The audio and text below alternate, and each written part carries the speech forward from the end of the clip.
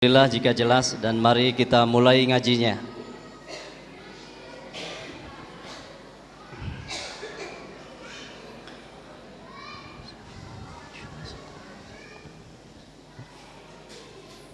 Dibuat nyaman saja duduknya ya, baik jaraknya maupun hal-hal lain. Yang terpenting bisa menyimak Thalabul Ilmi pada pagi hari ini dengan seefektif mungkin. Silahkan. Perihal mau duduk sebelah mana, cara duduknya kayak gimana, selama itu dalam koridor adab, mangga. Dan nampaknya masih muat kan ya, kalau saudara kita yang lain masih menyusul. Alhamdulillah. Bismillahirrahmanirrahim. Alhamdulillahilladzi munzilal kitabil mubin hudaw wa bushra lil mu'minin wa tadhkiratan lil muttaqin. Thumma as-salatu was-salamu ala imamil anbiya'i wal mursalin sayyidina wa syafi'ina wa maulana Muhammadin as-sadiqil wa'dil amin wa ala alihi wa ashabihil ghurril mayamin wa man ittaba'ahum bi ihsanin ila yaumiddin. Allahumma la ilma lana illa ma 'allamtana innaka antal alimul hakim.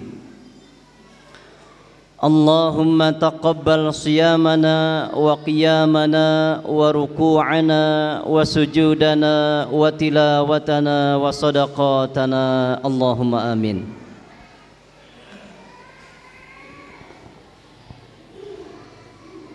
Para wali murid Kutab Cimahi, muslimin wal muslimat, shaimin was shaimat, abah dan umah, rahimakumullah. Alhamdulillahilladzi bi ni'matihi tatimmus shalihat. Zat yang telah mengumpulkan kita pada tempat yang terbaik, yaitu masjid, karena tempat terburuknya adalah pasar. Menghimpunkan kita di waktu terbaik, di antara waktu-waktu terbaik, yaitu waktu duha, dan di bulan terbaik, yaitu bulan Ramadan. Kita berhimpun bukan semata-mata membuang waktu secara percuma, tetapi ingin beribadah kepada Allah Subhanahu wa ta'ala melalui bingkai Thalabul Ilmi yang telah kita sepakati bersama sebagai ikhtiar nyata untuk mengangkat dan menghilangkan kebodohan pada diri, khususnya perihal mendidik diri, menjaga dan menyelamatkan diri serta anggota keluarga daripada api neraka. Menyelamatkan, melindungi dan menjaga diri serta keluarga dari api neraka jauh lebih penting daripada masuk ke dalam surga. Karena untuk bisa masuk ke dalam surga itu lebih ringan dan mudah. Namun untuk selamat dan terpelihara dari neraka itu jauh lebih berat. Karenanya Rasulullah alaihi salatu wassalam ketika mencontohkan doa itu berlindung pada neraka 2 kali lebih banyak daripada minta surga. Selanjutnya hadirin, tentunya kita tidak akan mampu berkumpul di tempat ini jika tidak ditunjang dengan nikmat Allah berupa sehat wal afiat. Tadi disampaikan informasi bahwa tidak sedikit dari saudara-saudari kita yang pada bulan ini sedang teruji dengan diangkatnya kesehatan. Mudah-mudahan Allah tabaraka wa ta'ala kembalikan kesehatannya, mengganti darah dan dagingnya dengan yang lebih baik. Kemudian setelah itu mereka beramal kepada Allah juga dengan lebih baik. Di samping nikmat sehat yang kita rasakan, ini sangat mahal. Syekh Mutawalli Asy'arawi sering mengingatkan itu dan sering disampaikan bahwa nikmat sehat merupakan a'la darajat rizki, nikmat atau derajat rizki yang paling tinggi. Ini harus kita syukuri dan harus kita jaga. Bukan hanya sehat saudara-saudariku, tapi juga nikmat negeri yang aman. Di Jawa bagian timur, Tuban contohnya, ada musibah gempa. Demak dan sekitarnya ada musibah jebolnya tanggul. Tentu itu mengakibatkan hilangnya rasa tenang dan aman. Entah bagaimana mereka melalui ibadah Ramadan dengan kondisi musibah seperti itu. Berbanding terbalik dengan kita di tempat ini. Mau ibadah manapun nampaknya sangat tumak ninah. Harusnya memang lebih lama durasi ibadahnya, lebih khusyuk dalam melaksanakannya. Bisa dibayangkan di Demak 60 desa lebih kurang terendam. Ribuan masyarakat harus mengungsi. Jangankan terpikir untuk bisa merayakan tradisi-tradisi tahunan Ramadan, mungkin sekadar untuk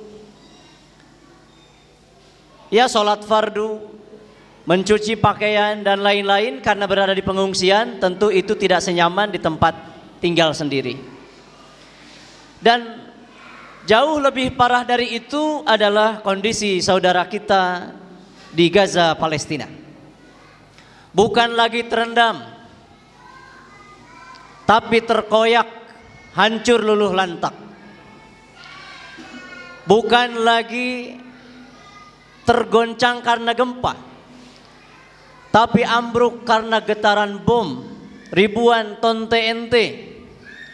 Dan sekarang mereka masih terancam kematian karena kelaparan, terembargo oleh sekat-sekat teritorial negara. Betul-betul keimanan yang tinggi yang ditunjukkan oleh saudara-saudara kita di sana. Jika di Quran Allah mengatakan di salah satu ayatnya, la haula wala quwata illa billah.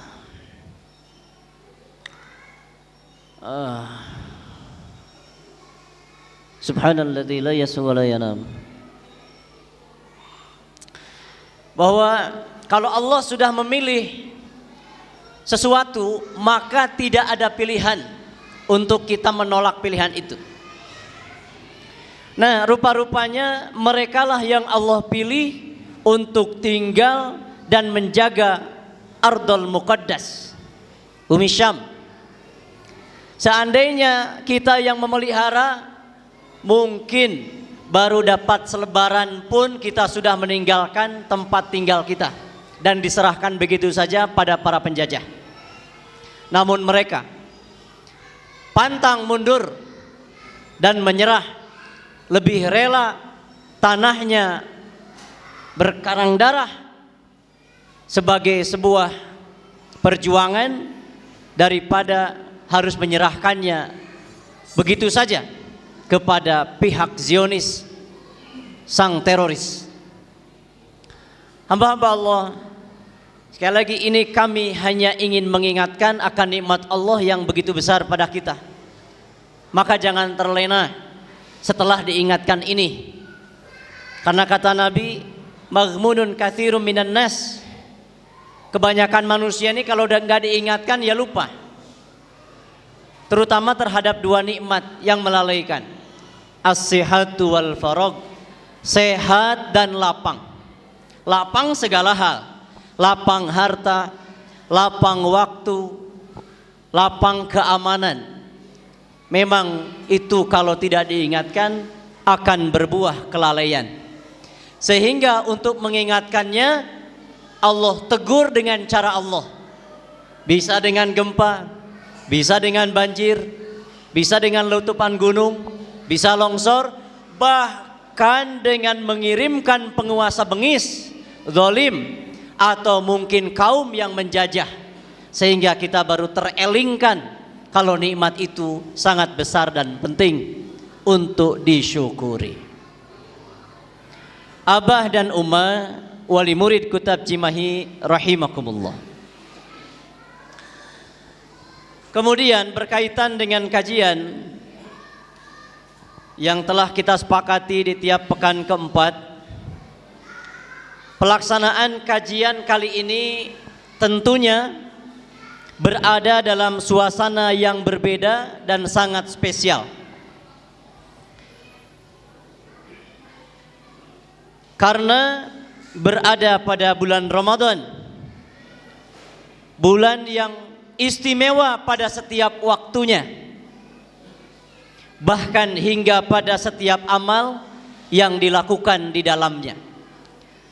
Kajian momen kali ini, edisi Maret ini berbeda dengan Februari, Januari hingga awal semester, bahkan hingga awal tahun ajaran maupun setelah bulan ini. Berbeda sekali kualitasnya. Maka sikap, fokus pun harus dibuat berbeda. Apa argumentasinya? Seorang tabi'in mulia yang bernama Imam Ibrahim An-Nakhai, ini disebutkan dalam berbagai kitab, di antaranya Ad-Darul Manthur, juga di kitab-kitab lain. Beliau seorang tabi'in, wafat di akhir abad pertama, lebih kurang 96 Hijriah. Imam Asy-Sya'bi rahimahullah menerangkan kualitas Ibrahim An-Nakhai rahimahullah. Karena yang akan ngomong kalimat yang akan saya kutip ini, orangnya bukan orang kaleng-kaleng. Dari generasi tabi'in, dan Imam Asy-Sya'bi memberikan kesaksian. Imam Asy-Sya'bi ini juga bukan orang sembarangan, hadirin.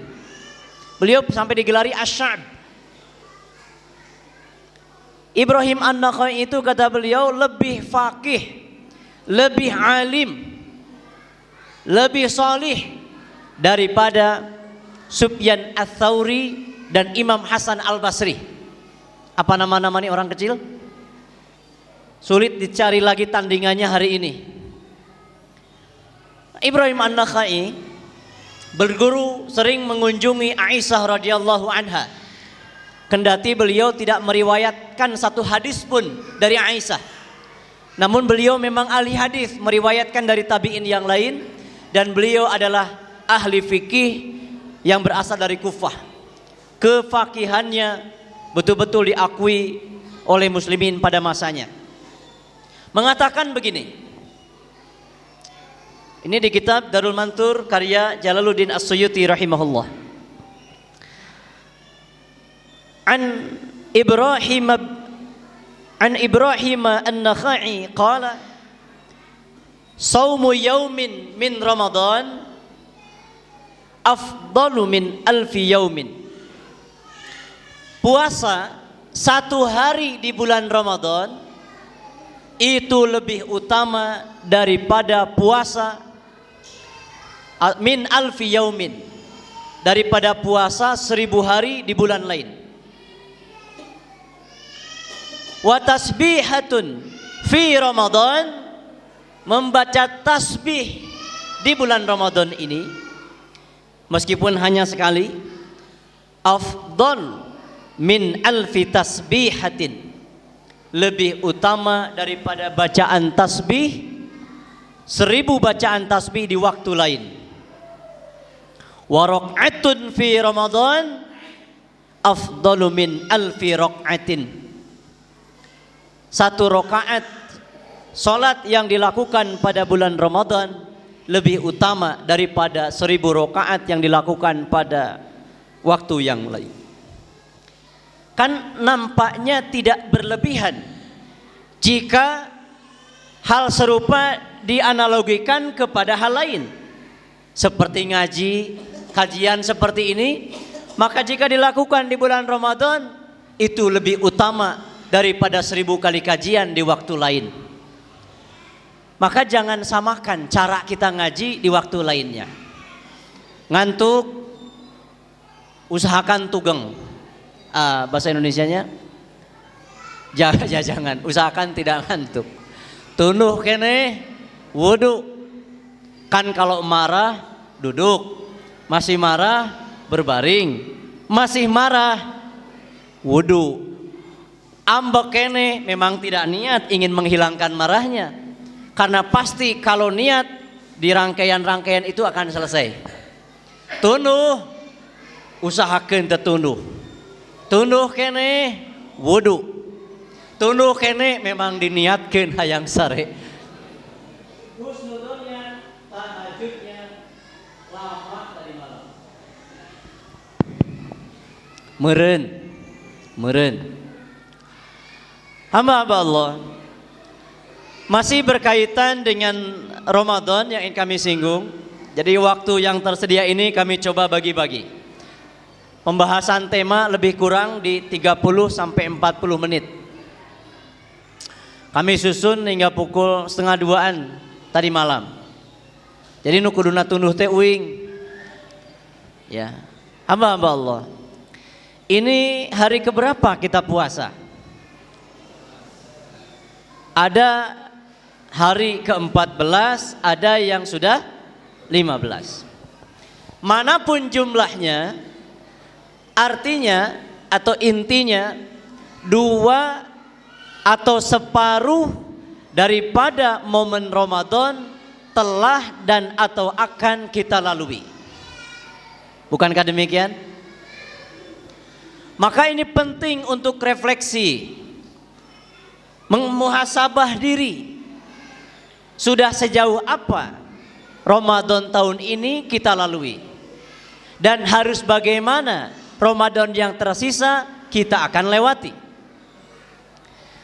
Setidaknya beberapa ibarah kami akan kutip sebagai panduan.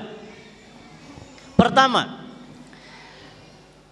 apa yang disampaikan oleh Imam Ibnul Qayyim Al-Jauziyah rahimahullah. Beliau mengatakan, ahlul istiqamati fi nihayatihim asyaddu ijtihadan fi bidayatihim, asyaddu ijtihadan minhum fi bidayatihim.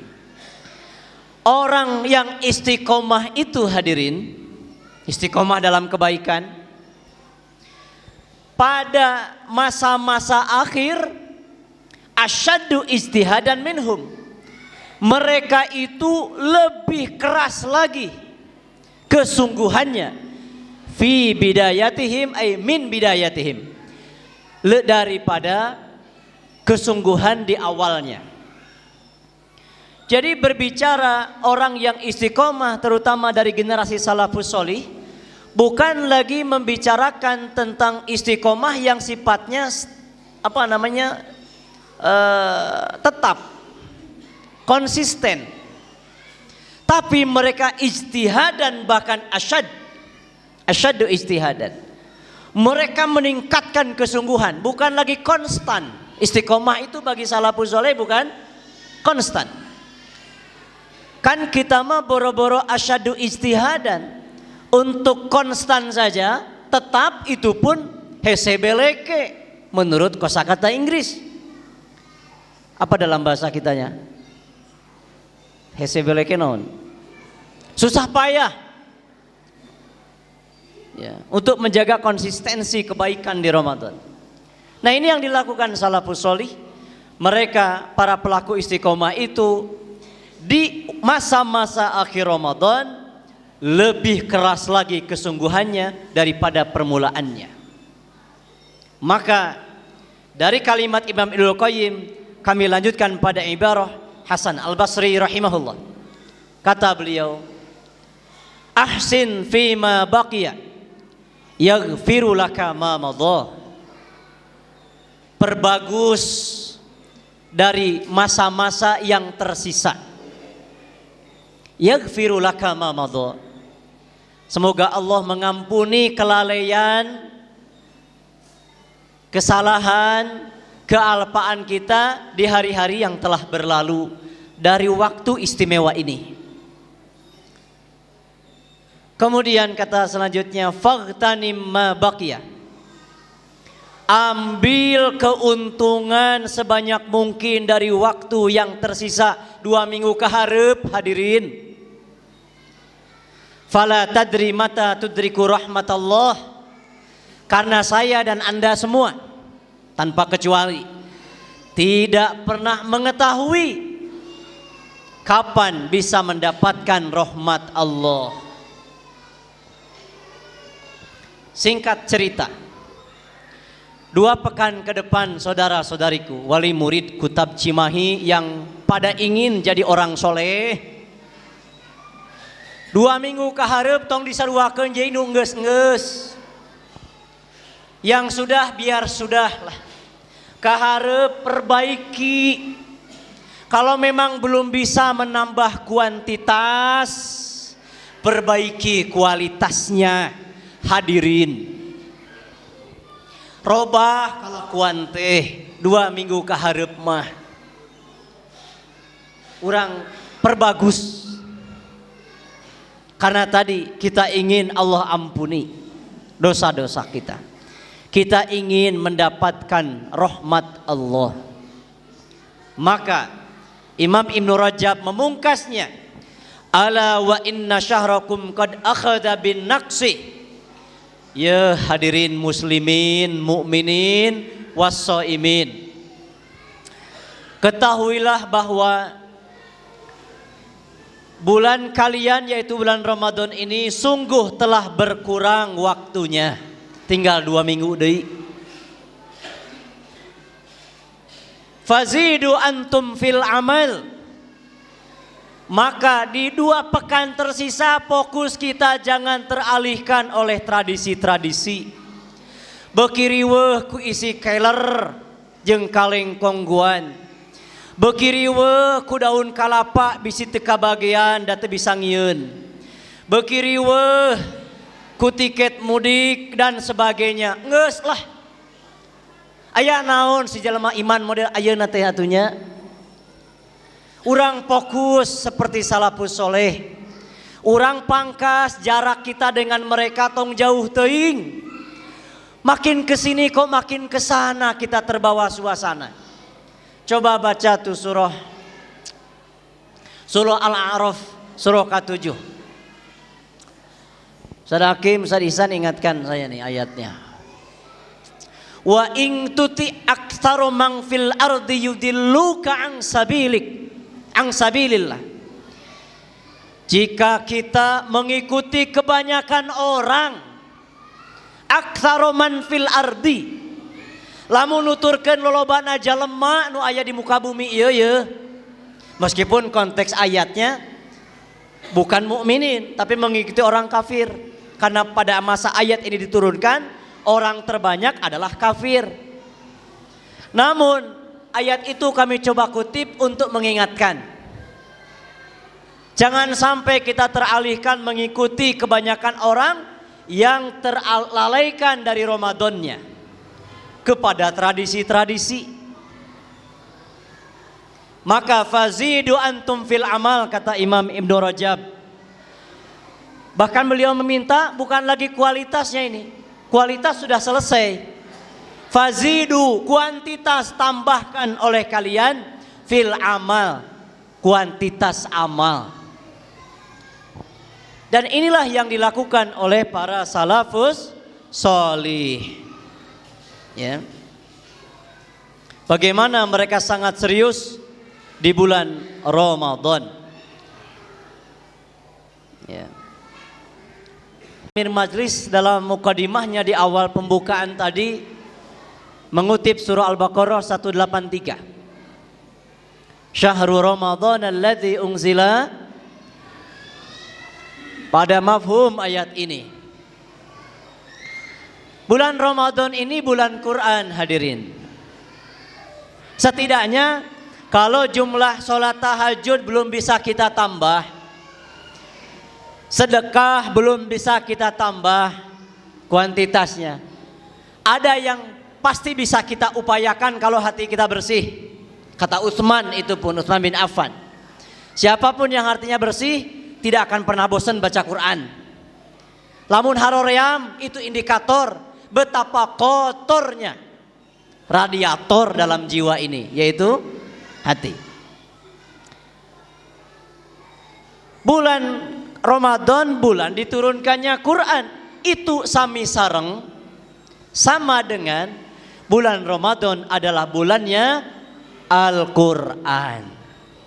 Seenggaknya kita tambah kuantitas baca Quran di bulan ini, bukan bacaan-bacaan lain. Mari kita lihat bagaimana argumentasinya hamba-hamba Allah. Ada sebuah riwayat yang bersumber daripada Mu'adz bin Jabal radhiyallahu anhu.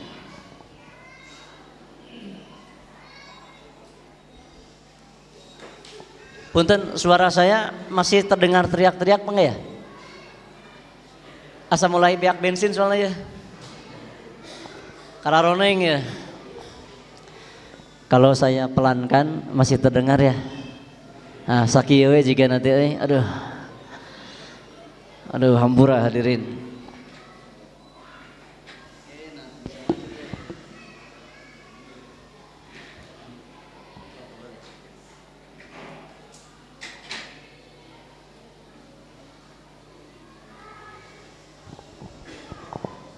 Mode slow. Aduh, sampai mana tadi kita? Riwayat yang bersambung hingga Rasulullah sallallahu alaihi wasallam. Kata beliau begini, anna rajulan sa'alahu sallallahu alaihi wasallam, bahwa seseorang bertanya kepada Nabi alaihi salatu wasallam, faqal, ia bertanya begini, ayyul jihadi a'zamu ajra? Ya Rasulullah, jihad yang mana yang pahalanya lebih agung? A'zam ismu tafdil, jadi yang paling, jihad yang mana yang paling agung?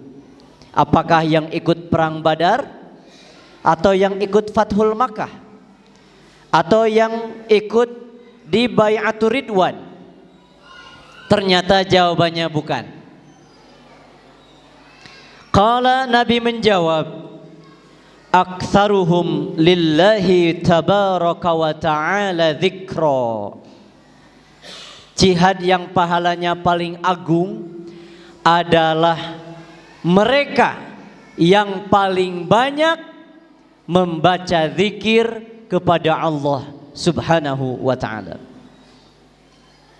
Si penanya berkata lagi, fa ayyus shaimina a'zamu ajra?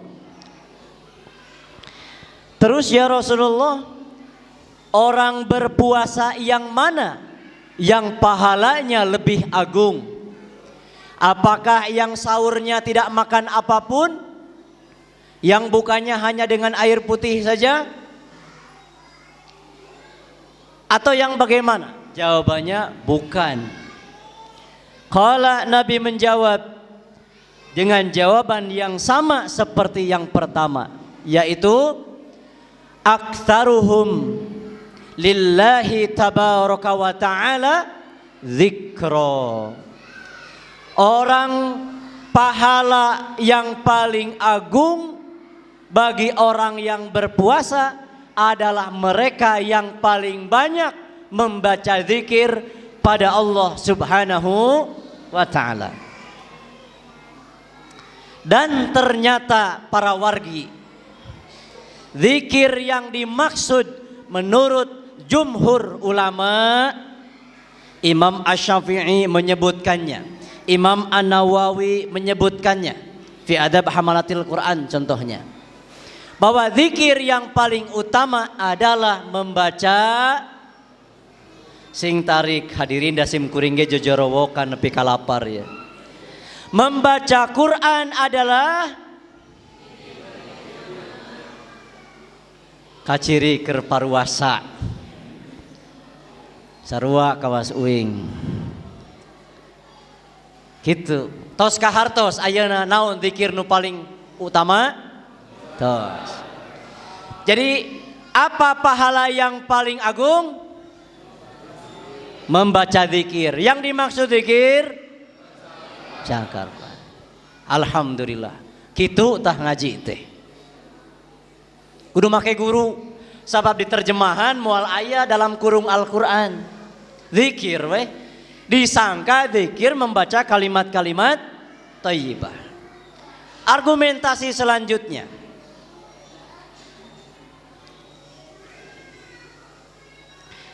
Ini riwayat Imam Baihaqi, hadis qudsi. Yaqulullahu ta'ala man syaghalahu qiraatul Qur'ani an dzikri wa mas'alati. Allah berfirman, man syaghalahu qiraatul Qur'an, siapa yang tersibukkan dengan zikir, yaitu membaca Quran. An dzikri, bahkan sampai mereka tersibukkan dari membaca kalimat-kalimat zikir, kalimat thayyibah. Wa mas'alati, dan sampai tersibukkan, terlupakan berdoa kepadaku. Saking sibuknya baca Quran sampai lupa baca wirid-wirid gitulah.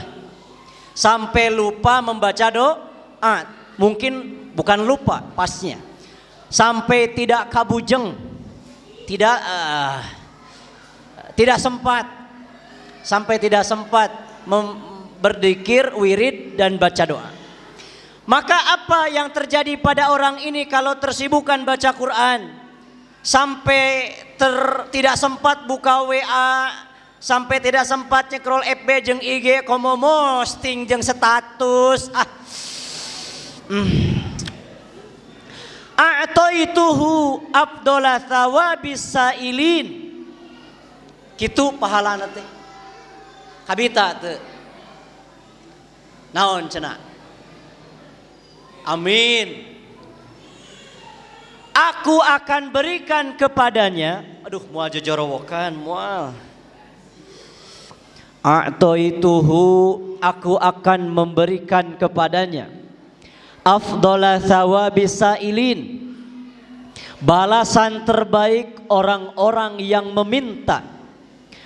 Wa fadlul Qur'ani ala sairil kalami kafadlillahi ala khalqih. Jadi balasan orang yang sibuk baca Quran sampai tidak sempat yang lainnya, maka Allah akan memberinya balasan terbaik orang-orang yang meminta. Kemudian kata Allah tadi, wa fadlul Quran, keutamaan Al-Quran ini, ala sairil kalam, terhadap semua ucapan, kafadlillahi ala khalqih, laksana perumpamaan Allah terhadap seluruh makhluknya, teu bisa dibandingkeun. Jadi porsi baca buku Anda, baca buku biasa, jangan pernah lebih banyak daripada baca Quran. Komo baca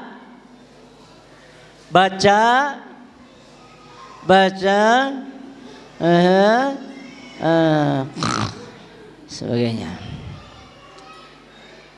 Nepi ka dieu, ada enggak kita termasuk orang yang syaghalahu Qur'anul Karim, qiraatul Quran?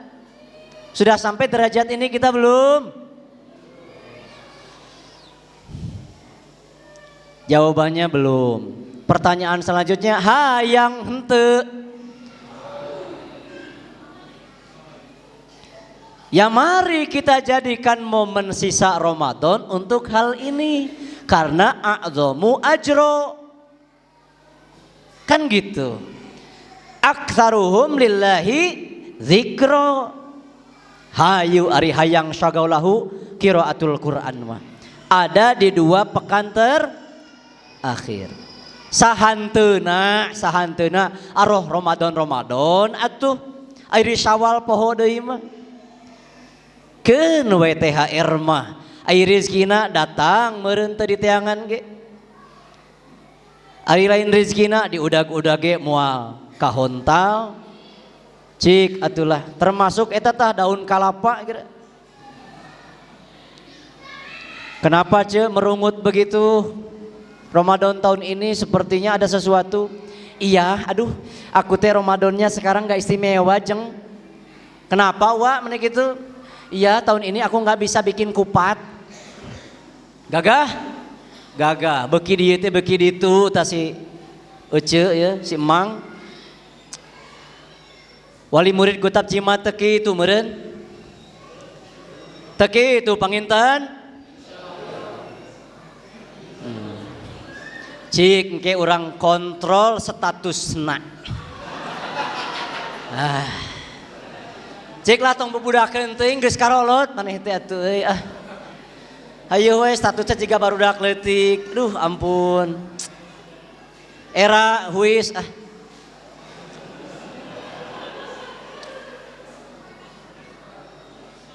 Salajengna apa?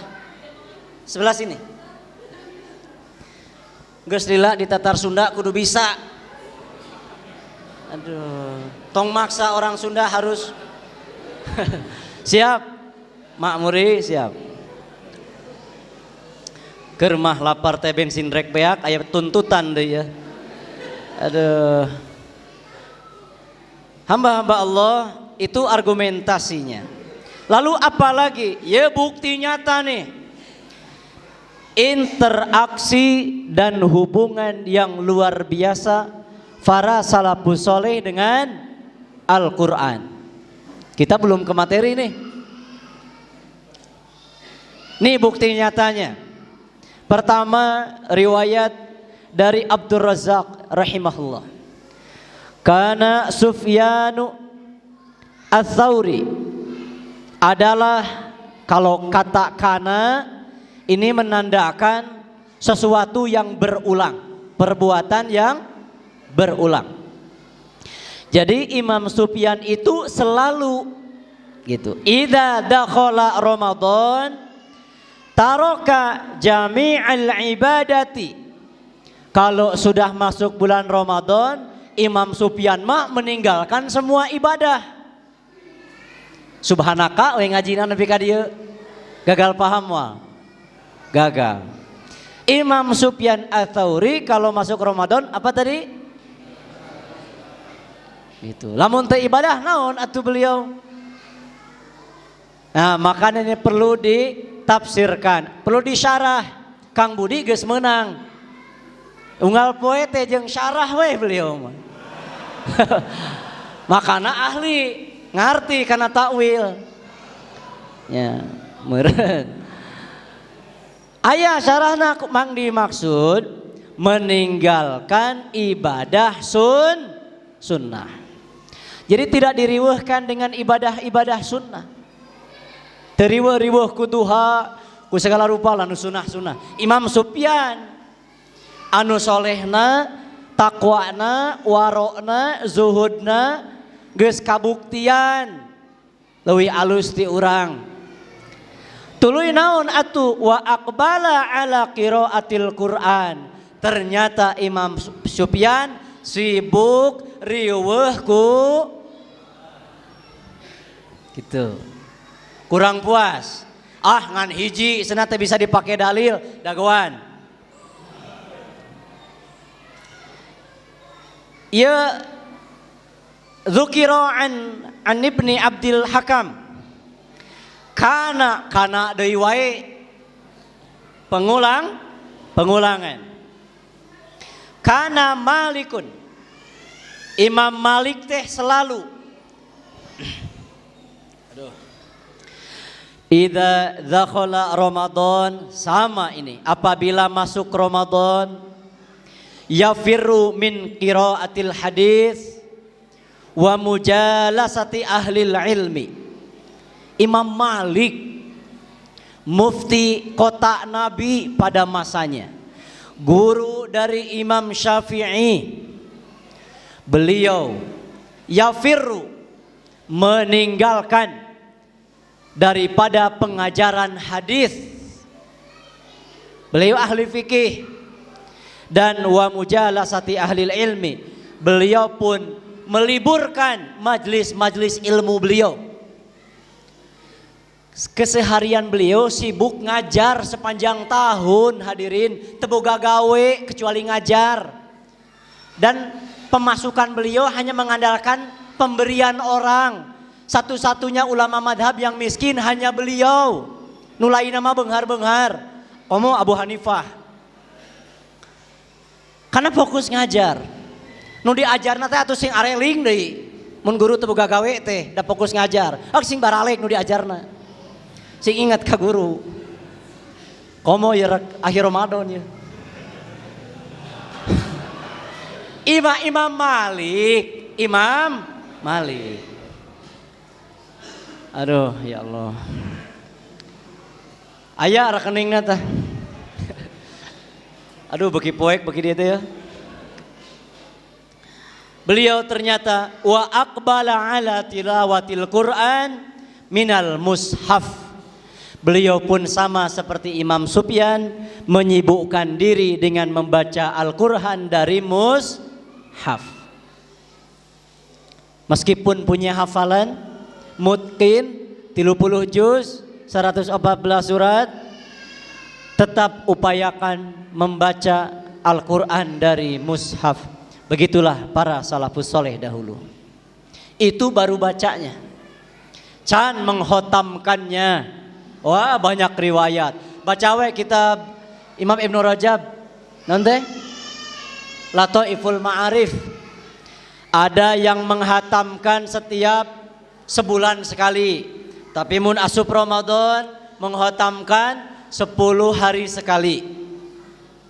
Ada yang menghatamkan Quran 10 hari sekali. Masuk Ramadan seminggu sekali. Di luar Ramadan seminggu sekali. Masuk Ramadan 3 hari sekali. Di luar Ramadan 3 hari sekali. Masuk Ramadan 2 hari sekali. Hingga 1 malam 1 kali. Bahkan Imam Bukhari, betul Imam Bukhari ya, dalam sehari semalam 2 kali. Imam Syafi'i genap 60 kali dalam 1 bulan. Allahu Akbar. Moal kaudag amalan nu kitu ku urang. Amalan we moal kaudag komo keilmuan, keimanan, kezuhudan, waro, moal kaudag. Tapi paling tidak pangkas jar geus jarowokan nu nemalan ya. Paling tidak mangkas. Alhamdulillah, berarti tesarare. Ya Allah. Menang gitu batal. Astagfirullahaladzim. Astagfirullah. Aduh. Ya Allah, kuatkan sim guring. Bensina pang nambahankeun ya Allah. Sekarang mari kita masuk.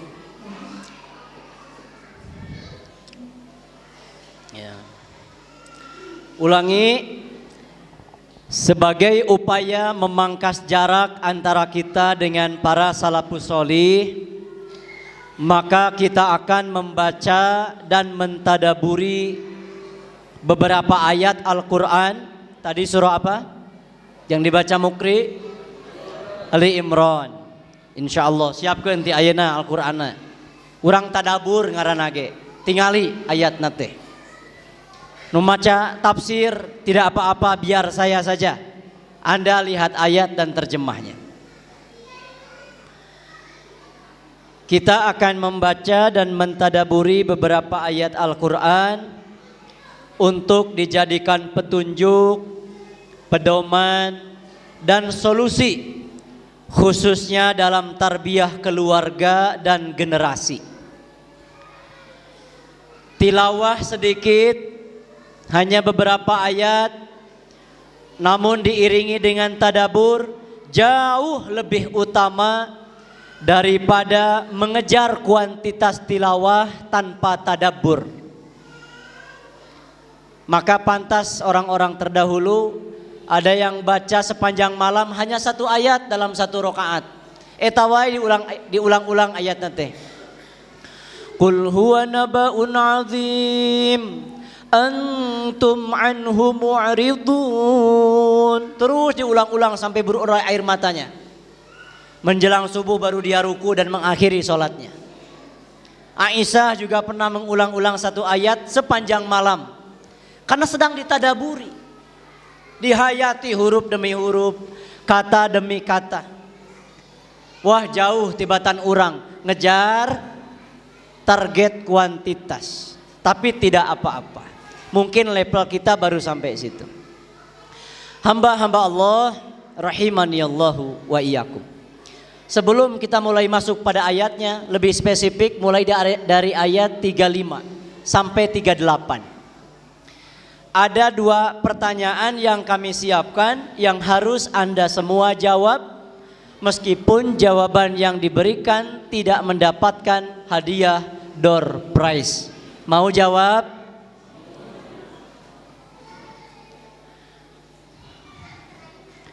Pertanyaannya, sebutkan secara spesifik. Ulangi,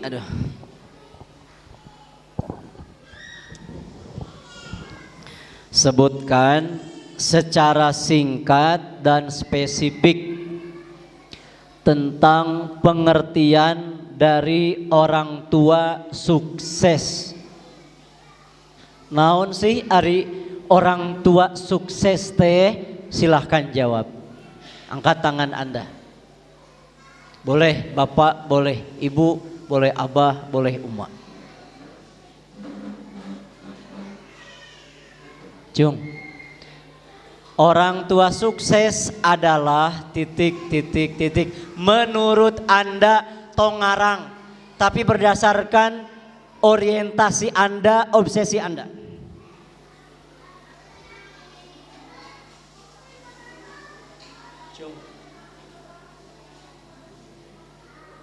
Kang Yana, betul? Kang Ian, keur puasa ampura. Kang Ian, sing tarik.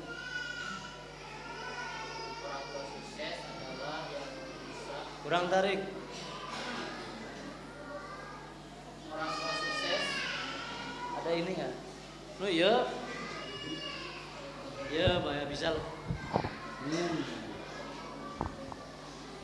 Enggak, beneran. Bahaya. Iya. Bulan depan siapkan alat-alat yang lengkap. Bismillah, izin menjawab Ustadz. Menurut pemahaman saya, orang tua sukses adalah orang tua yang bisa memahamkan kepada anaknya itu apa yang sudah dipahami, diyakini orang tua kita sebagai orang tua benar menurut Quran ataupun Sunnah. Jadi anak itu ikut apa yang dikatakan oleh orang tua ketika itu udah sesuai dengan contoh-contoh yang dicontohkan oleh Nabi, para sahabat dan tabi'in.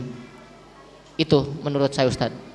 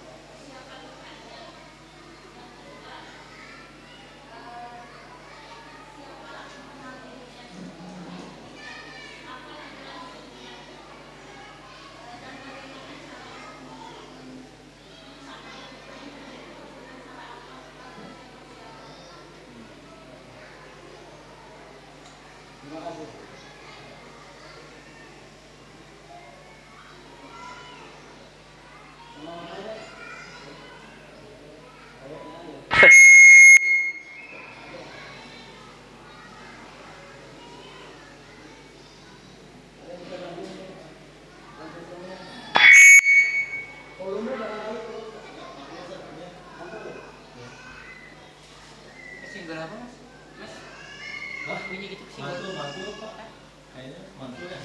maju mas. Apa? Jangan maju. Apa yang maju? Mic-nya jangan sampai ke sana. Iya di sini. Nggak, sepertinya mantul itu tuh ada sound system di kecilin.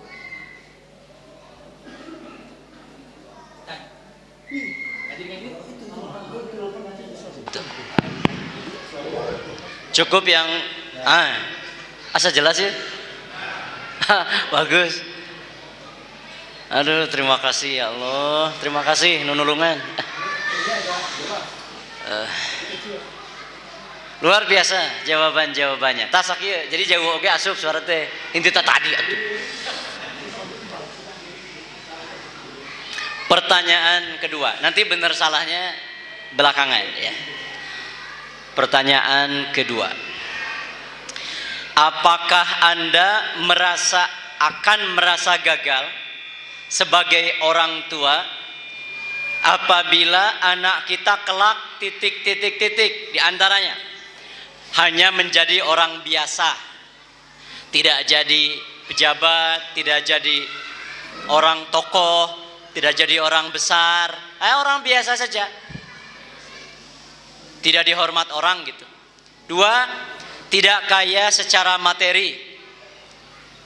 Tiga, atau tidak jauh berbeda dengan keadaan kita orang tuanya saat ini.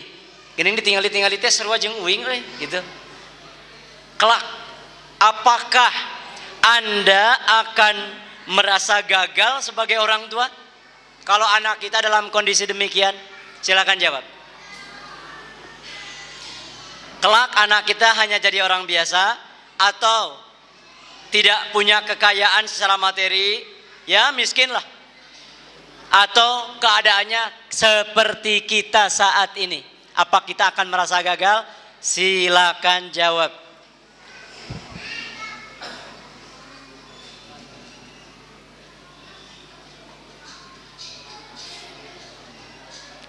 Cung, diantosan sambil ngabuburit.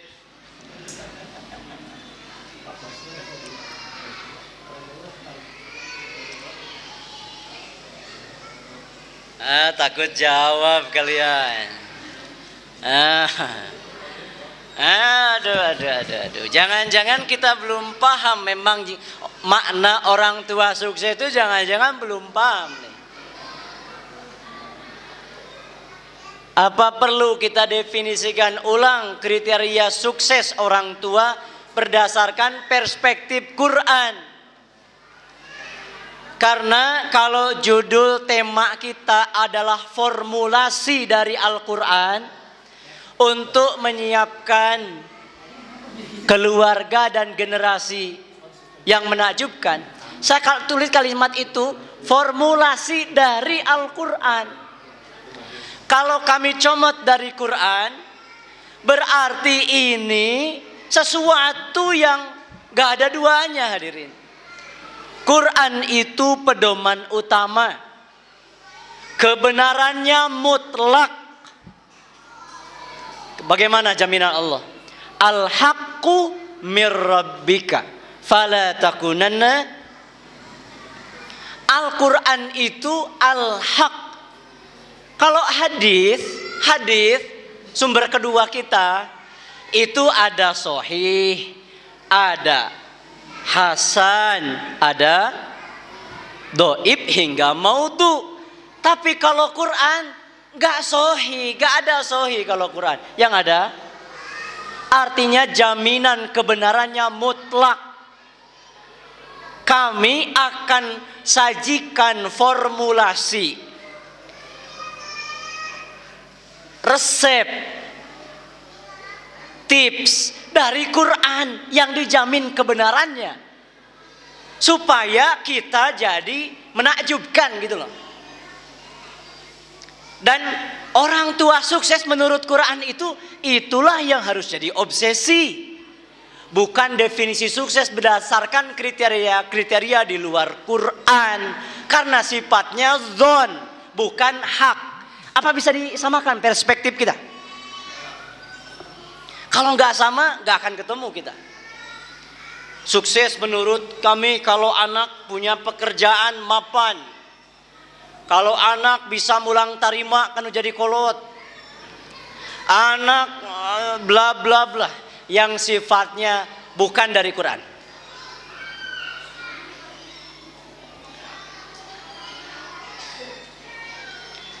Bisa dijawab pertanyaan kedua? Apa jawabannya?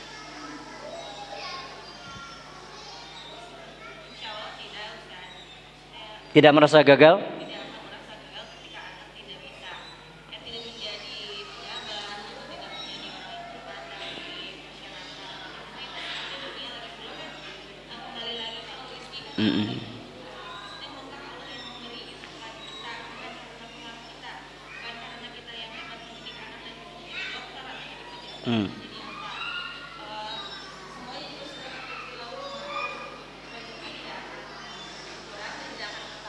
Ya.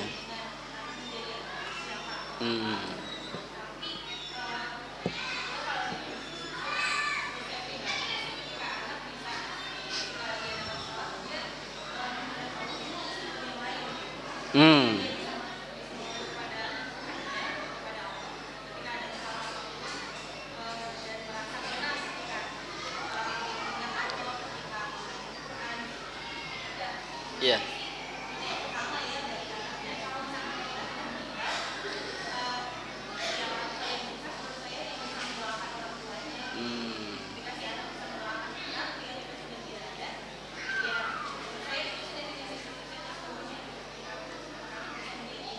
Oke. Alhamdulillah. Ahsan, tabarakallah. Ahsan. Saya berharap jawaban Ummahat juga sama yang lainnya ya. Dan samakan frekuensi pasangan ini. Jangan sampai beda definisinya. Orang tua sukses dan tadi merasa gagal atau tidak. Satu-satunya yang ada di Quran yang menggambarkan tentang kesuksesan orang tua adalah di Al-Baqarah contohnya. Ya'qub alaihi salam ke anak-anaknya. Ma ta'buduna min ba'di. Tadi sudah dijawab dengan sangat baik oleh kedua saudari kita. Alhamdulillah. Tinggal samain dengan jawaban Anda nih. Kita akan sukses kalau mampu menjaga fitrah anak kita. Fitrahnya tidak menyimpang. Fitrah keimanan, tauhid. La tusyrik billah, u'budullaha wa la tusyriku bihi syai'a. Ketika mampu mengantarkan mereka mengenal Tuhannya, menyembahnya dengan sebenar-benar penyembahan dan tidak menyekutukannya. Titik sampai situ. Itu orang tua sukses. Tidak ada urusan dengan masalah yang lainnya. Hanya itu. Nanti imbas ke akhlak, ibadah itu imbas dari iman dan akidah. Itu pondasi yang menjadi kurikulum besar kita. Pastikan setiap kita menanyakan pada anak kita yang balik, sayang, nak, ujang, neng, ma ta'buduna min ba'di. Man rabbuka. Bukan hanya awal satu yang dilatih kayak gitu. Nu gede uji. Man rabbuka ya waladi. Wa man nabiyyuk. Wa ma kitabuk. Tanya. Mun ngahuleng kene khawatir jadi orang tua yang gagal. Anak Anda tidak berpenghasilan UMR, Anda tidak gagal. Tidak jadi profesi tertentu yang diidamkan, Anda enggak gagal. Selama mereka ruku dan sujud pada Rabb pemilik semesta ini, Anda sukses. Anda tidak gagal, jadi jangan pernah minder. Ketika nanti ngumpul dengan keluarga besar pas mudik, pas lebaran, yang lain sudah di taraf tertentu strata sosialnya, ekonominya, capaian-capaian duniawinya. Lihat ketika waktu sholat di mana anak Anda dan anak mereka. Lihat cara akhlak kita dengan anak-anak kita dengan anak mereka ketika bersosialisasi. Disitulah akan kita uji, sukses atau gagal, bangga atau kecewa. Mengerti saudara-saudaraku? Sekarang mari masuk. Ingat yang mau kita ambil tadi sumbernya apa? Al-Quran. Jangan pernah menomorduakan Kitabullah, karena ini asdaqul hadis, asdaqul kalam, al-haq. Ketika rumusan-rumusan itu diambil, ini benar-benar menjadi solusi, panduan dan petunjuk yang nyata. La raiba fih, hudal linnas wa bayyinati minal huda wal furqan. Maka cermati, simak dengan baik, ambil sekemampuan Anda bisa mencernanya. Hamba-hamba Allah rahimani Allah wa iyyakum. Ayat 35. Kita mulai tadaburnya.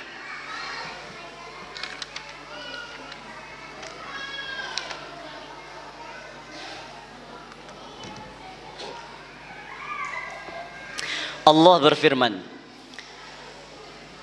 A'udzu billahi minasyaitonir rajim. Idz qalat imra'atu Imran rabbi inni nadartu laka ma fi batni muharrara fataqabbal minni innaka antas samiul alim.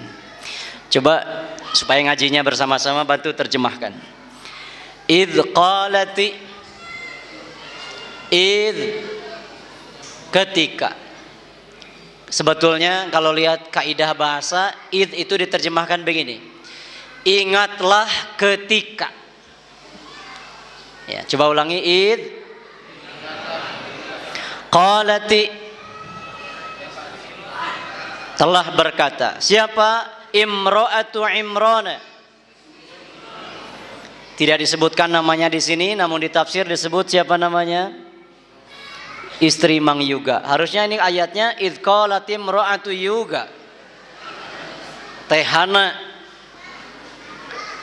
Ya. Rabbi, ya Allah, inni nadartu, aku telah bernazar, laka, kepadamu, ma fi batni, apa-apa yang ada dalam perutku. Maksudnya aku bernadar dengan apa yang kukandung, kehamilanku. Muharraran. Muharrar itu ada nama kiai di Demak. Beliau penemu metode arba'in dalam membaca kitab kuning. Namanya Kiai Muharrar Al-Hudhari. Kami berencana mengunjungi pondok beliau untuk berguru metodenya untuk diterapkan di lembaga kita. Ya dalam 40 hari bisa baca kitab kuning kan. Yang kita perlukan metodenya.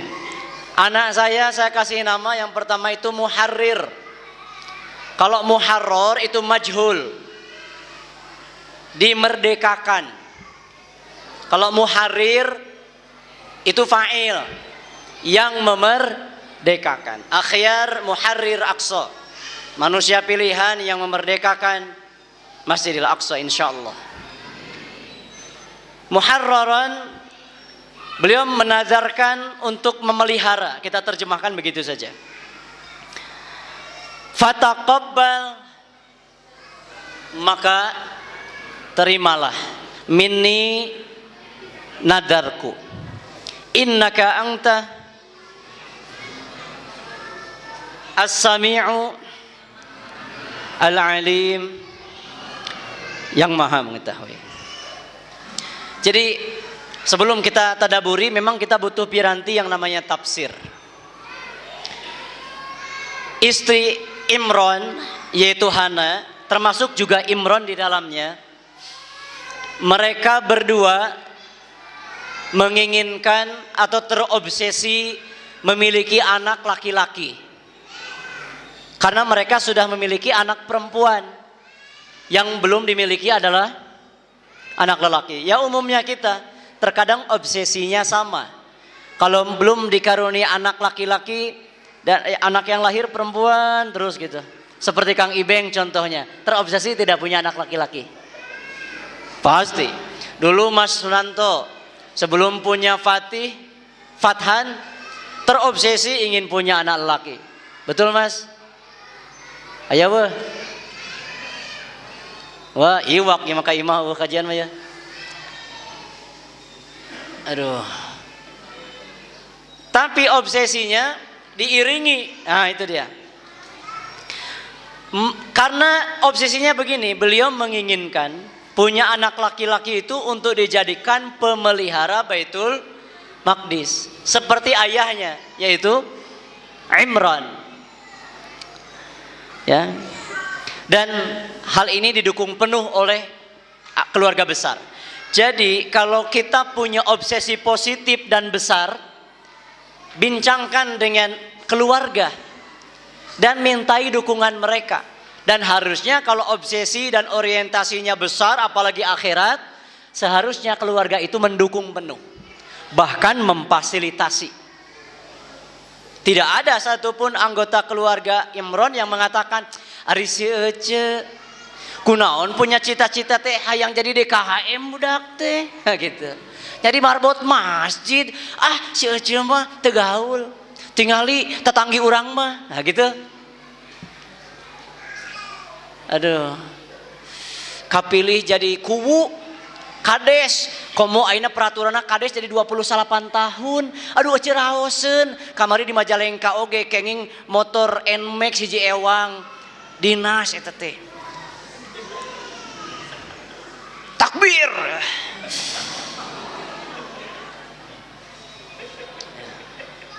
Kemudian yang perlu kita pahami, ketika terobsesi dengan memiliki anak, yang namanya anak itu para wargi hadirin, mutlak pemberian Allah Jalla wa'ala, mutlak Al-Wahhab. Makanya doanya Robbi habli, pemberian Allah. Ada yang tidak mandul tapi tidak kunjung diberi anak. Ada yang sudah lama berdoa menginginkan anak tapi nggak kunjung dikasih karena memang anak mutlak pemberian. Gitu. Ulangi, anak itu mutlak pemberian dari Allah yang Maha Memberi dan Maha mengetahui kadar segala sesuatu. Mari kita masuk tadaburnya. Hamba-hamba Allah, karena anak itu adalah pemberian, maka mudah-mudahan ini benar. Kalau benar dari Allah, kalau salah saya yang semalaman menulis ini keliru. Ketika menggauli pasangan, sebutlah jima atau hubungan suami istri. Ketika menggauli pasangan, maka niatkanlah ingin memiliki keturunan yang baik atau solih, bukan sebatas pemenuhan syahwat. Kita sudah hafal doa itu. Allahumma jannibna syaitan wa jannibi syaitan ma razaqtana. Jadi memang diniatkan dalam hati ingin punya keturunan yang solih. Boleh jadi Allah berkehendak jima yang itulah yang Allah berikan. Jadi doanya jangan hanya mantong di Allahumma qawwi. Tong dituluykeun ka dituna. Gimana? Jarago we lah. Tapi betul-betul niat, ya Allah pengen punya keturunan yang solih. Istri pun demikian. Siapa tahu jadi. Karena Allah yang mutlak memberinya. Lalu hadirin, bukan hanya pada saat proses awal ketika jima tadi, namun ketika Allah menghendaki istri kita mengandung, maka ini tadabbur berikutnya. Niatkanlah pula anak tersebut yang sedang dikandung, kita niatkan agar anak ini berkhidmat dalam dinul Islam. Niatkan. Seperti nadarnya siapa? Hana. Kalau Hana istrinya Imron, levelnya sudah dinadar dan nadar itu jadi wajib. Kita tidak perlu bernadar mungkin kalau levelnya belum sekuat itu. Karena konsekuensi nadar berat. Setidaknya kita ada di tahap niat. Jadi jangan borojol. Teuing kumaha aloh weh. Ada niatan besar anak ini harus berkhidmat di Islam. Nanti profesinya jadi apa terserah. Allah kasih anugerah, kemuliaan, keunggulan apa dari manusia yang lain, lebihkan dari individu lain, itu Allah yang tahu. Tapi apapun profesinya, apapun kelebihannya, dia harus berkhidmat di Islam. Jangan sampai malah mengotori Islam dengan anugerah dan nikmat yang diberikan padanya. Niatkan. Kalau anak kita ternyata jadi dokter, semoga dengan kiprah dokternya ia menguatkan perjuangan di dakwah. Ada yang jadi tentara juga demikian. Jadi insinyur, jadi pejabat, semua potensi itu diabdikan untuk dinul Islam. Apakah ini berlebihan? Tidak. Memang sudah seharusnya begitu. Enggak ada kaitannya ikhtiar kita dengan jadi apa sampai terkuras energi kita. Waktu, biaya hanya untuk di ranah profesi tertentu, tok. Kernaon? Orang kafir lebih hebat untuk perkara itu, hadirin. Umar bin Khattab pernah menyampaikan dan mengingatkan kita akan hal itu. Ketika beliau berkunjung ke sahabatnya di Damaskus, yaitu yang bergelar Aminul Ummah. Siapa? Siapa gelarnya Aminul Ummah? Ya Rabbi. Abu Ubaidah Ibnul Jarrah. Beliau mengatakan begini. Dulu kita dalam keadaan terhina. Adzallallahu. Dulu kita ini terhina. Faja'anallahu bil Islam. Kemudian Allah memuliakan kita dengan Islam. Kurang jelas. Kemudian Allah memuliakan kita dengan Islam. Famahma, maka siapapun di antara kita yang mencari kemuliaan selain Islam, maka Allah akan menghinakannya. Islam, kita jadi mulia karena apa? Jadi tidak berlebihan ketika kita menginginkan punya anak yang soleh dengan cara nikah. Kemudian Allah ijabah dengan mengandung istri kita. Segera ikuti niat tadi dengan niat anak yang dikandung istri kita ingin dikhidmatkan di mana? Lain di kantor, khidmat nate.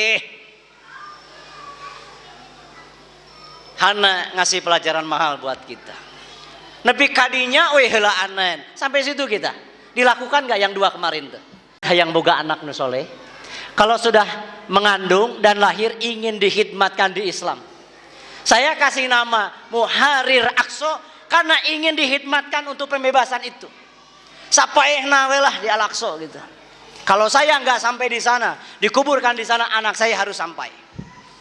Cucu saya harus. Pokoknya untuk melayani agama ini, titik.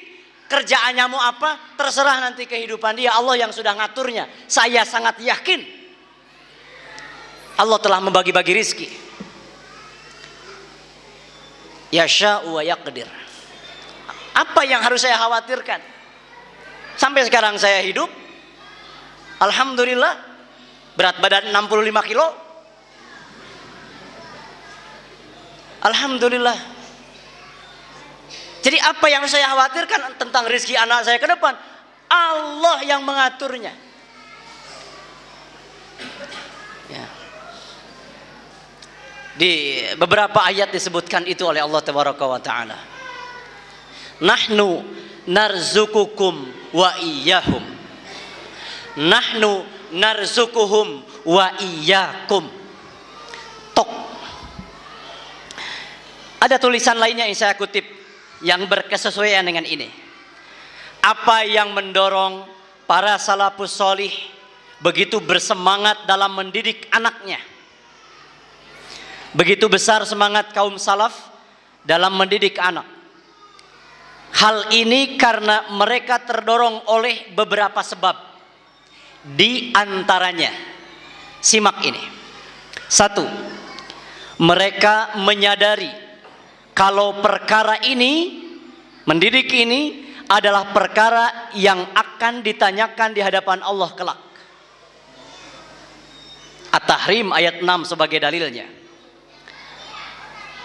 2. Apa yang mendorong mereka begitu luar biasa mendidik anak? 2. Mereka mengetahui tatkala mereka bagus dalam mendidik anak, benar, bagus, maka ini adalah amalan yang akan memperberat timbangan amalannya di akhirat.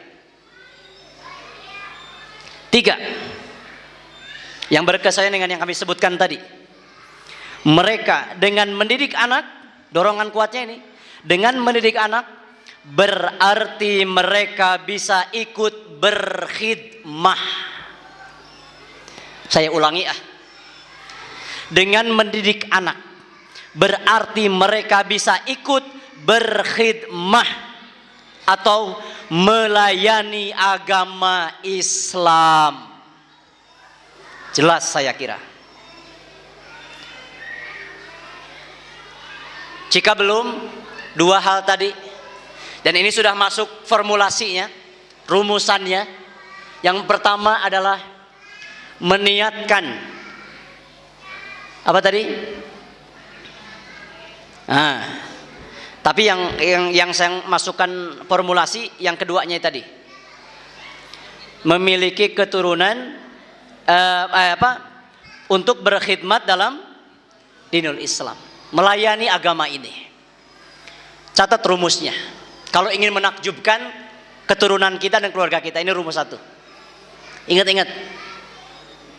Jika belum, segera perbaharui niat dari sekarang, kan sudah lahir anaknya. Iyalah, insya Allah anak saya harus berkhidmah di Islam. Bismillah. Itu. Kita lanjutkan tadaburnya. Ayat ke-36. Di sini ada formulasi kedua. Jadi lebih kurang ada 4 hingga 5 formula. Kedua, falamma wada'atha, mungkin untuk meringkas tidak perlu diterjemahkan oleh para wali murid.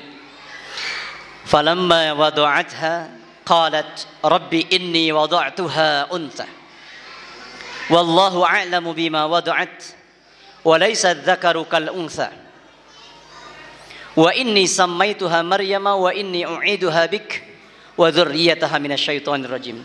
Falamma wada'atha, ketika Hana mengandung, qalat rabbi inni wada'tuha unta.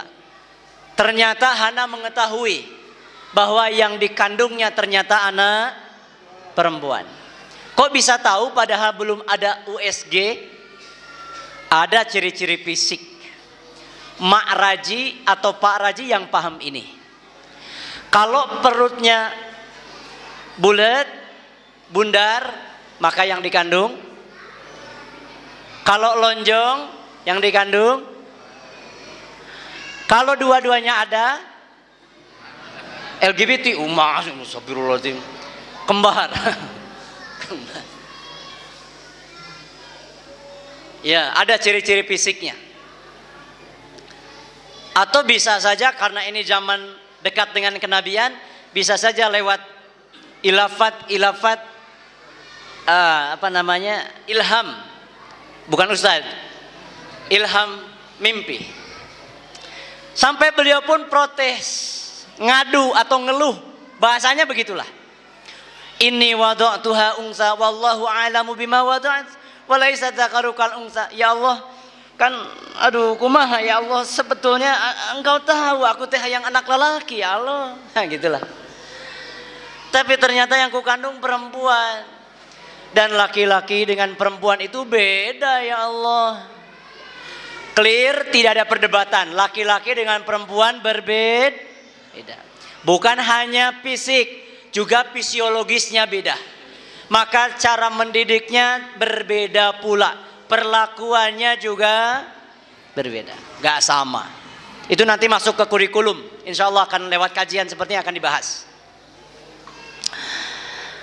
Loh kenapa protes? Ya tadi ingin anak laki-laki. Kenapa ini anak laki-laki? Ingin dihidmatkan di masjid. Kalau anak perempuan ada keterbatasan kaitannya dengan masjid. Pas menstruasi contohnya, kan perempuan harus menjauh dari mana? Masjid. Itu kendalanya. Namun tadi wa inni, dia harus nerima apa boleh buat. Wa inni sammaituha Maryam. Dikasih anaklah nama anaknya tadi bernama Maryam. Wa inni u'idzuha, dan sungguhnya aku berdoa kepadamu ya Allah, lindungi dia.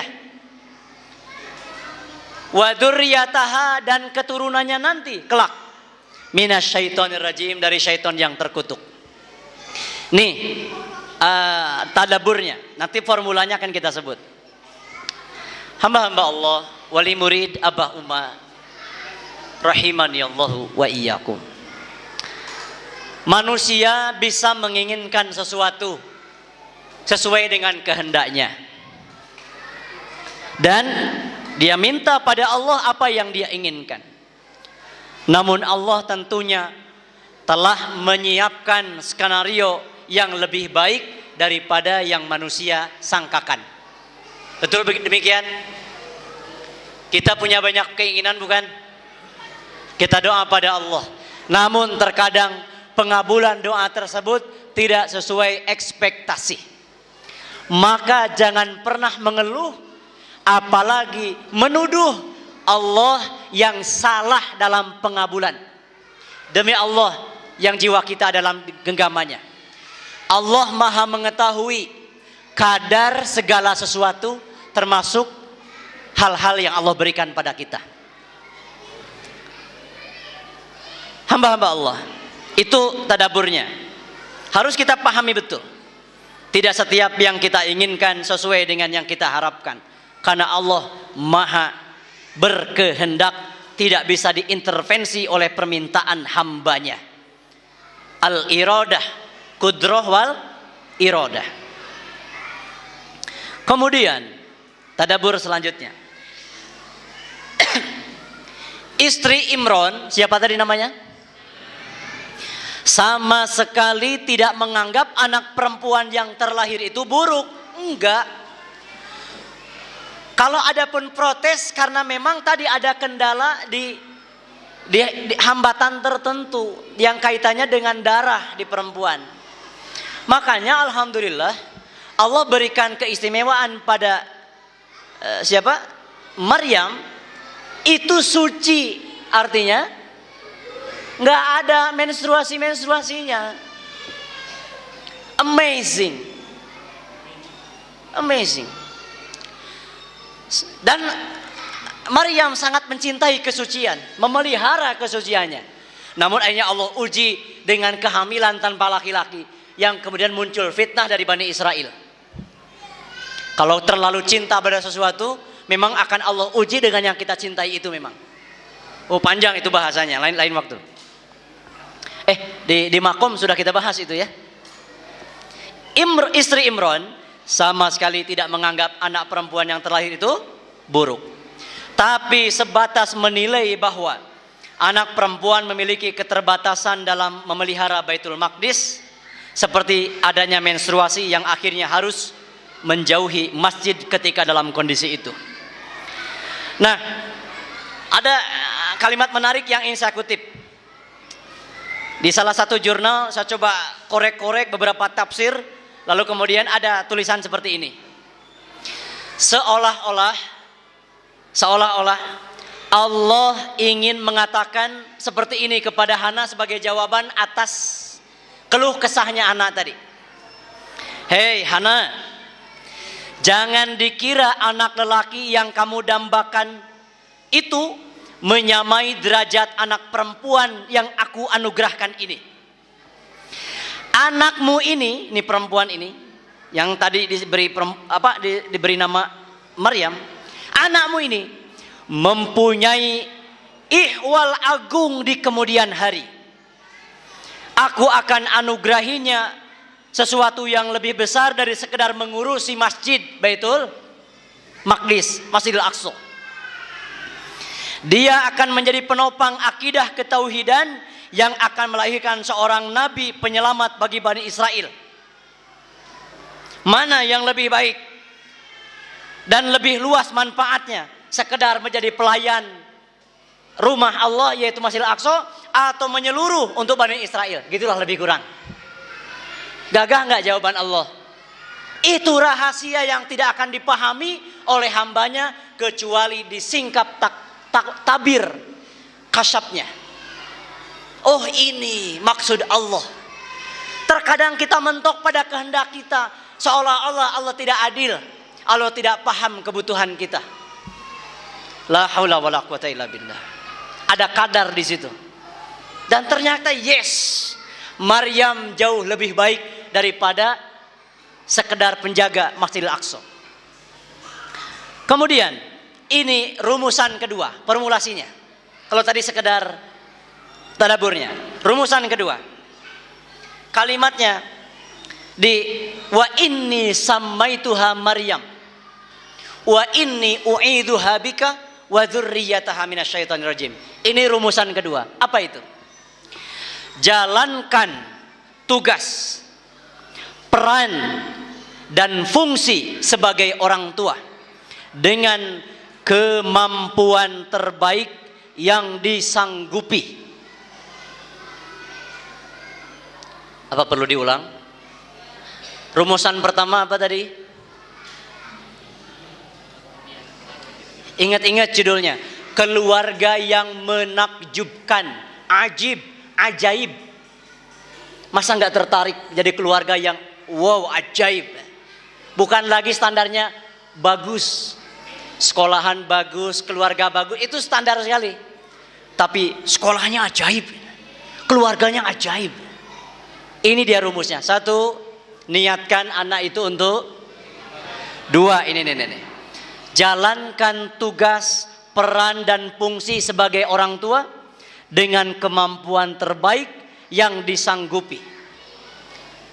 Baik ketika masih mengandung anak maupun setelah anak lahir. Jalankan tugasnya, fungsinya dan perannya dengan kemampuan terbaik sebagai orang tua. Tong ala kadarnya, tong saukurna, sekedar. Nih contohnya, sebelum anak lahir contohnya, menjaga kesehatan kandungan. Itu kan diantara fungsi dan peran, tugas. Memberikan nutrisi yang baik. Kemudian dari sisi ruhiyah juga ditingkatkan. Kalau bahasa kami ini di sini, menjaga kesehatan secara umum. Baik sebelum lahir maupun setelah lahir, menjaga kesehatan. Dua, menjaga kesolihan orang tua. Tiga, memberikan anak nama yang baik seperti Hana dan Imron. Dan tugas memberi nama menurut madhab Maliki adalah di siapa? Bapak. Hanya satu-satunya madhab, yang lain gak ada pendapat. Hak pemberian anak, memberi nama pada anak adalah bapak. Cicing aki tongilu campur, nenek dari bapak dan ibu cicing kuma bapak. Nepi ka anak teh panjang ngaran teh asup dina KTP jeung kakak. 2 lembar kakak anaknya da panjang. Kenapa? Iya sungkan Ustaz, ini berpendapat, itu berpendapat, yang ini juga ingin diambil, jadi diadopsi semua. Ti A nepi ka Z aya hurufna teh. kasih nama yang baik, jangan asal keren. Alhamdulillah pengumuman di grup wali murid, telah lahir putra saudara kita yang keempat, diberi nama Arnold Schwarzenegger Hollywood. Ada Sylvester Stallone Jason Statham. Allahu Akbar. Aduh, carangka halu coet jubleg. Cik aranan tenu alus hadirin. Beri nama yang baik. Pastikan nama anak tuh punya artinya. Saya kan sering nanya anak-anak Anda di Kutab. Siapa namamu sayang? Fulan. Apa nama artinya nih apa? Gak tahu. Tanyain bapakmu. Saya gituin, tanya bapak ya. Ararane kan baheula mah mun guru ngabsen teh nya Siti Sade Mina Teti ya gitu. Ujang Dadan seueur Dadan punten aduh aya nama kan Masya Allah. Veloria sanitizer COVID-19 hadir. Aduh ya Allah. Memberi nama, apalagi contohnya memberikan fungsi peran terbaik itu mengkhitan anak, menyembelihkan akikah dan seterusnya, termasuk SPP. Naon SPP? Non SPP ya. Bukan definisi umum, ya SPP saya. Bahkan SPPP. Sandang, pangan, papan, pendidikan. Kasih, berikan yang terbaik. Tuh. Jalankan tugas, peran dan fungsinya sebagai orang tua dengan kemampuan terbaiknya di SPP tadi itu. Baik sebelum maupun setelah anak lahir. Dan di ujung ayat tadi, wa inni u'idzuha bika. Jadi apa ini di ayat ini? Mendoakan anak. Bukan hanya anaknya langsung, tapi hingga calon cucu yang belum terlihat. Wa dzurriyyataha minasyaitonir rajim. Rumus pendidikan itu diantaranya ya doa. Doa. Kesolehan anaknya pemberian Allah. Kesolehan anak juga pemberian Allah. Kita ini hanya mentakdibkan, mendidik saja itu dari kita. Didikan ini ikhtiar, harus dikawal dengan satu yaitu doa. Para ulama selalu basah lisannya dengan doa untuk anak-anaknya. Disebut ngaranna teh hiji-hiji. Spesifik doanya ingin apa? Di antara mereka ada yang berdoa, ya Allah, jadikan akhlak anakku seperti akhlak Rasulullah. Sampai segitunya. Lindungi dia dari perzinahan. Ampuni dosanya, bersihkan hatinya. Sebut namanya. Sering jarang. Mumpung bulan Ramadan, salatu da'awat la turaddu. Ayat doa nu moal ditolak, satu di antaranya doanya orang puasa. Sok Itu rumus kedua. Jalankan fungsi, peran, tugas sebagai orang tua dengan kemampuan terbaik yang disanggupi. Karena Hana menunjukkan peran, fungsi dan tugas terbaik dia dengan Imron, bahkan keluarga besarnya. Ya. Oh iya, ada yang terlewat. Mengapa Hana menginginkan anak perempuan? Anak laki-laki? Karena Hana dan Imron sudah punya anak perempuan. Namanya Ashya'a. Nama anak perempuannya. yang kemudian diperistri oleh Zakaria alaihissalam. Ya. Jadi nanti dengan Maryam itu apa Zakaria nih? Ipar. Ya. Rumus ketiga. Oh ada ibarah satu. Man afdalal ibadati min afdalil ibadati tarbiyatul banina wal banat. Di antara ibadah yang paling utama adalah mendidik anak laki-laki dan perempuan. Kalau tadi ibadah yang paling besar, paling agung pahalanya zikir, baca Quran. Sekarang ibadah yang paling utama ternyata adalah mendidik anak-anak kita yang laki-laki dan perempuan. Rumus kedua. Ya. Rumus ketiga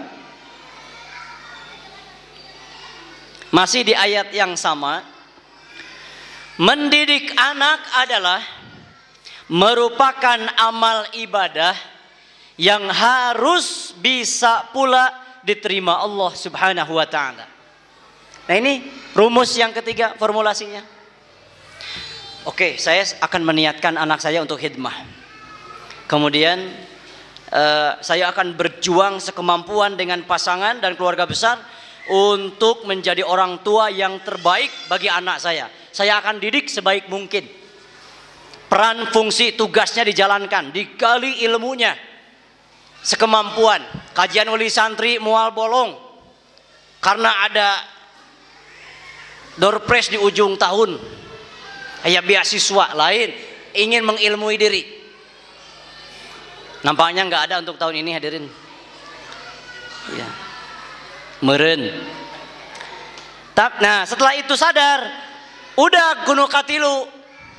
Ketika proses mendidiknya ini, jadikan mentali ini sebagai amal ibadah seperti sholat, puasa, haji, zakat, birrul walidain, zikir dan sebagainya.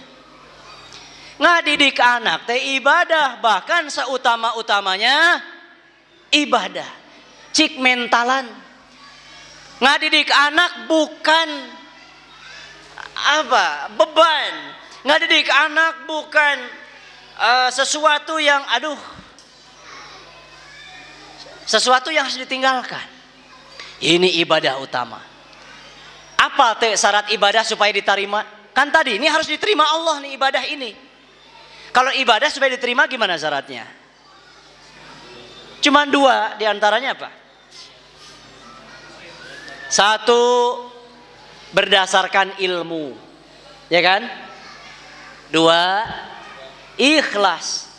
Anda sholat ingin diterima Allah pastinya. Wudu nepi karapi, pakai pakaian terbaik, niat nu bener, bacaan sholat, gerakan dan hati dihadirkan. Ada yang diterima, make ilmu sholatna, ikhlas mengerjakannya. Nah, ari ngadidik anak tidak make ilmu dan tidak ikhlas, popolotot wae. Jadi bukan pakai ilmu, make nafsu. Ada apa ini? Nah, rumus ketiga, mendidik anak merupakan ibadah yang harus pula bisa diterima Allah Subhanahu wa taala. Lamun hayang bisa, di pikiran kita ingin bisa diterima, pasti akan dikerjakan dengan dua syarat tadi, make ilmu jeung ikhlas. Moal lalawora deui ngadidik budakna ge moal. Da hayang ini rumus ketiga yang harus komplit. Nah, itu hadirin. Ayat terakhir, ayat ke berapa ini? 37.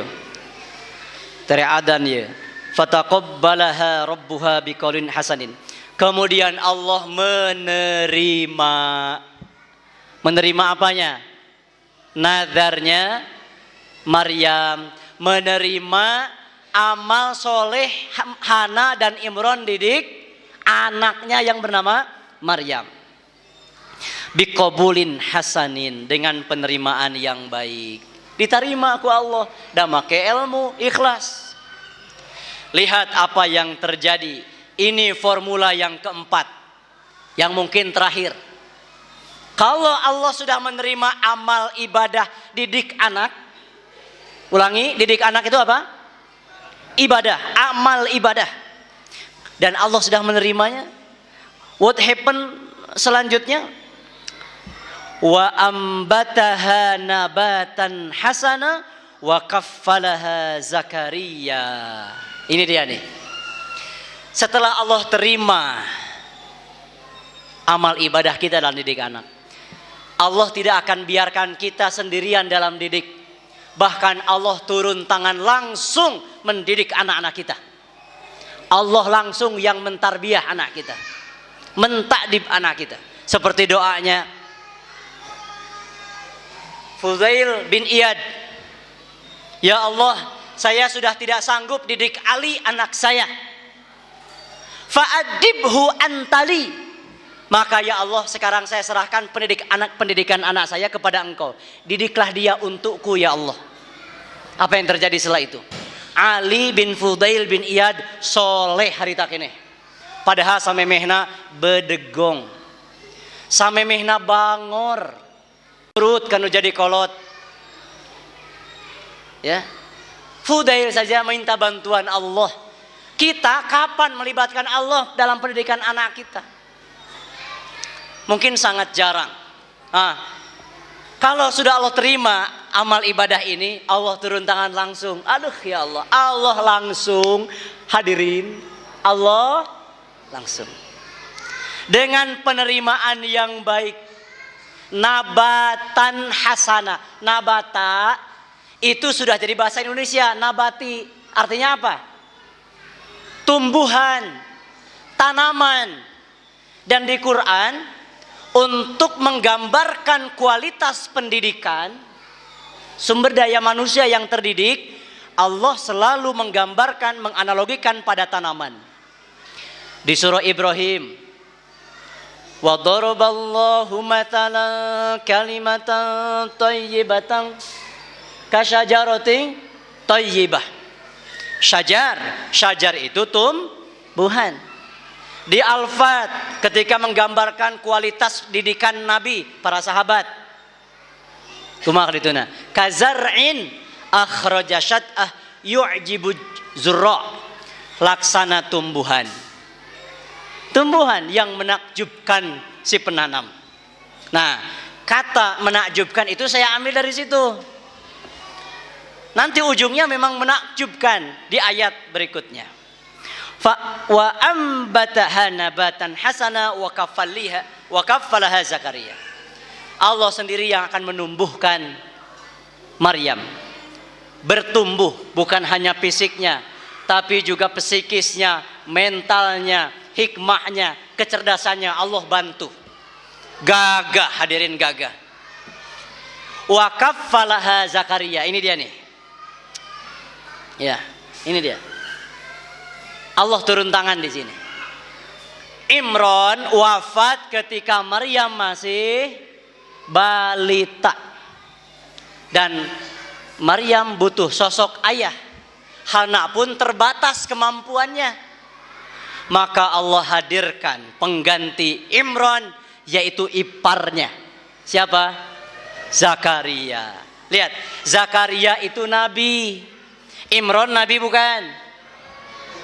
Ketika Allah terima amal soleh Imron dan Hana, Allah turun tangan. Dalam catatan saya, di antara cara Allah mengatur pertumbuhan Maryam adalah Allah hadirkan Zakaria sebagai pengasuh, pendidik bagi Maryam. Jadi status Zakaria lebih tinggi, lebih mulia dari Imron. Kalau kita keadaan terbatas, kemampuan ilmu, kemampuan waktu, sumber daya yang lain terbatas. Kalau Allah terima amal soleh Anda mendidik, Allah datangkan orang lain yang kapasitasnya di atas Anda untuk menumbuhkan anak Anda. Hadirin saudaraku, ini tadabbur kita. Dan menjadi rumusan keberapa? Dalamun mampu mameureun didik we di imah ku sorangan lin. Buktinya kita berkumpul di sini, mudah-mudahan Itu bagian dari pengabulan dan penerimaan ibadah, mendidik. Kita dipertemukan dengan saudara-saudara kita yang lain, yang heterogen ini. Kita menerima ilmu dari yang lain, sharing. Tidak searah di kutab ini, di keluarga besar ini. Sampai sini bisa dipahami. Ya. Kalau ternyata semua rangkaian formulasi tadi terpenuhi, berapa formula? 4. Opat sih gitu. Bira tanyakan ke opat naon tadi itu. Ya. Kalau semuanya terpenuhi lengkap, maka wajada wa kullama dakhala 'alaiha Zakaria al-mihrab wajada 'indaha rizqa qala ya Maryamu anna laki hadha qalat huwa min 'indillah innallaha yarzuqu may yasha'u bighairi hisab. Tiap kali Zakaria masuk mihrab, didapati sudah ada rizki. Berupa apa? Buah-buahan yang tanpa musim. Jadi selalu ada buah itu, entah dari mana. Padahal gak musimnya tapi ada. Ditanya, ini dari mana? Qalat huwa min indillah, kata Maryam. Ini dari sisi Allah. Maryam yang dididik oleh Zakaria, dalam asuhan beliau, kafalaha, diasuh, dididik oleh Zakaria dengan didikan terbaik sebagai jawaban pengabulan penerimaan tadi, ternyata mengakibatkan ajaibnya anak didikan. Ini dia maksudnya. Ajaib gak ada makanan di dekat Maryam. Buah yang hadir tanpa musim. Ajaib. Maka dari itu, hasil akhir atau ending dari proses pendidikan adalah Allah berikan keajaiban pada anak atau hasil didikan kita. Maka bukan hanya baik hasil didikan kita, bukan hanya bagus, tapi harus ajaib.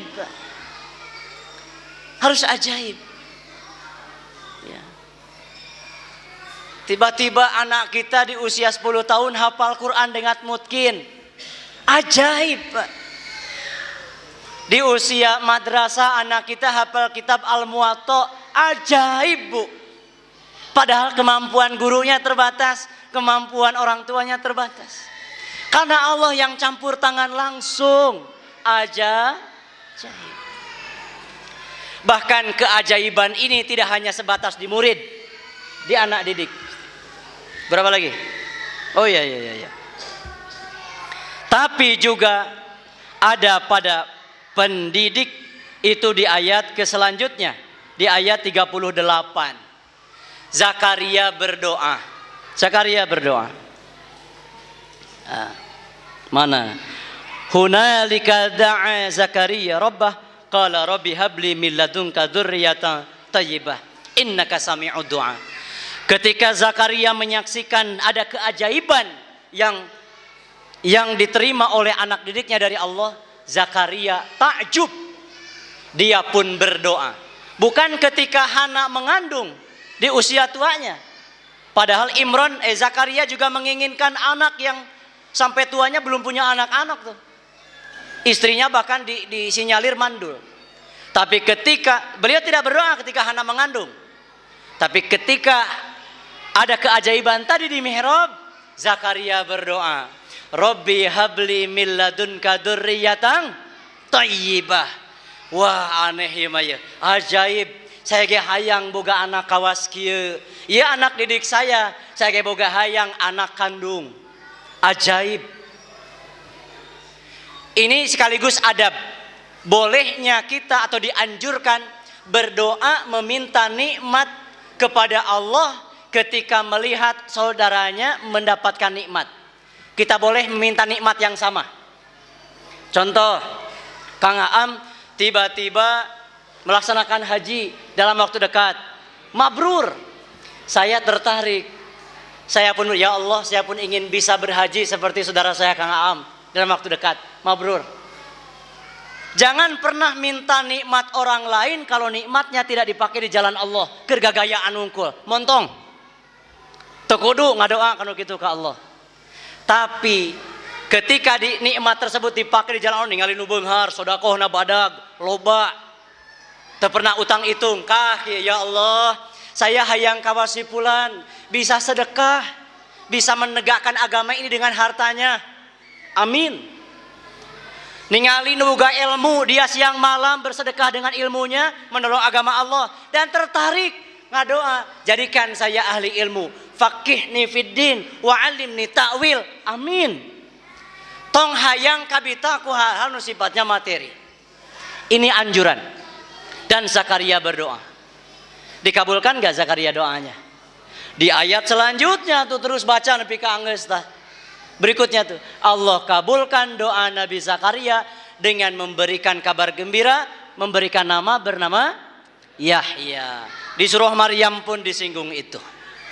Berarti keajaiban bukan hanya pada anak didik, hadir pada anak didik, tapi juga pada pendidiknya.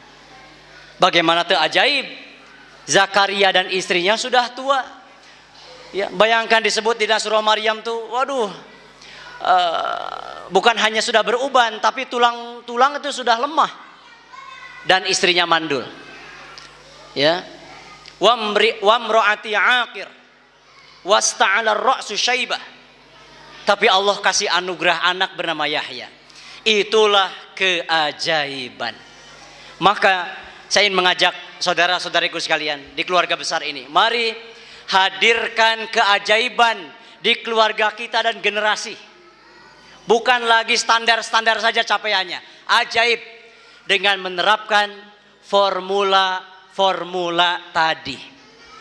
Jika ujungnya ternyata tidak sampai berkesan ajaib, periksa tahapan, periksa formulasi tadi.